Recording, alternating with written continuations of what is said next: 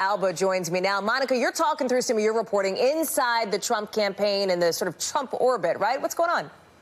Exactly, Hallie. So this is a pro-Trump group that's basically the policy arm of the official super PAC, and they are launching their first ads of the 2020 cycle, and it's notable because they have a very targeted approach, and that is to make and damage vulnerable Democrats, these 24 or so lawmakers who won in 2018 in districts where President Trump was victorious in 2016, and they see an opening here to sort of exploit that. And there's an example, basically a lot of the ads, they're sort of formulaic in terms of echoing the president's message on witch hunt and all these phrases we've heard him say. And then it's basically insert lawmaker's name at the end. And it urges voters and constituents to contact their representatives and tell them to, quote, end the witch hunt. And this is $1 million that's going to be spent not just for TV ads, but also online and Facebook. And it's fascinating because basically, if you think about some of these Democrats when they were campaigning in the 2018 midterms, impeachment was not a topic that came up as much. You know, healthcare and the economy took center stage.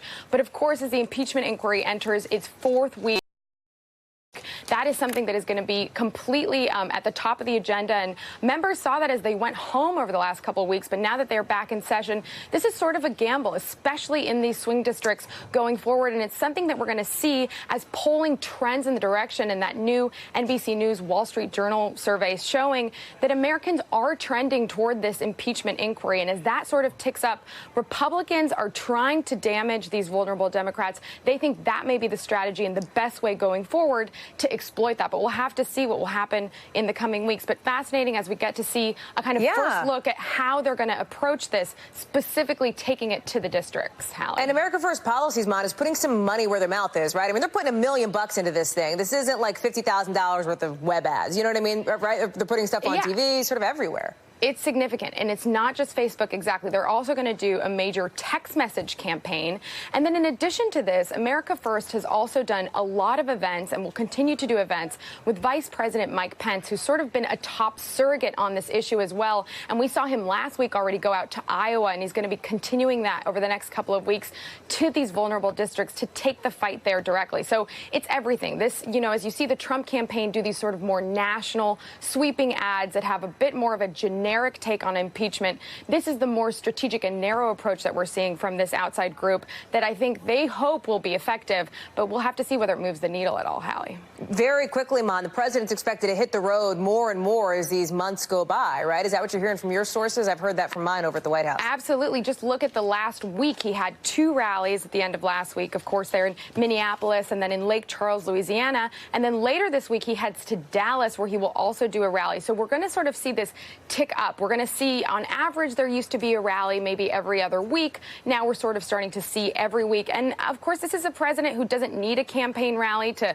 let you know what he's thinking, but those kinds of events are certainly the ones that energize him the most, according to aide. So we're going to see him do more of that. And, you know, we got the first example of what his new refined argument against former Vice President Joe Biden and son Hunter Biden was last week. We're going to expect to see that continue. And, of course, all these lines on impeachment as he continues to rally. But, yes, I think we can absolutely see an uptick, not just of rallies, but of these sort of ads and all of this as we get closer and closer to 2020, Hallie. Lots to watch. That is for sure. Mon, you mentioned Hunter Biden there. He's got that interview that is set to air tomorrow morning, really for the first time, him on camera speaking about these attacks, unsubstantiated claims against him. Do you have any sense yet of how the campaign might respond to that? What do you think?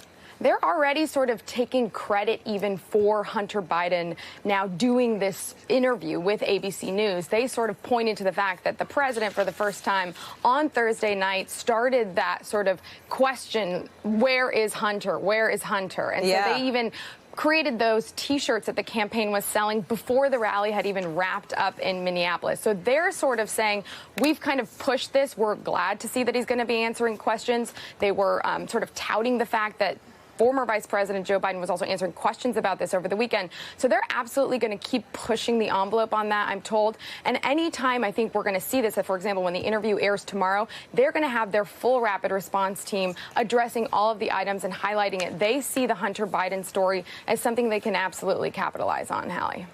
NBC's Monica Alba. Mon, thanks for being with us here in Washington. I appreciate it. That does it for us this hour.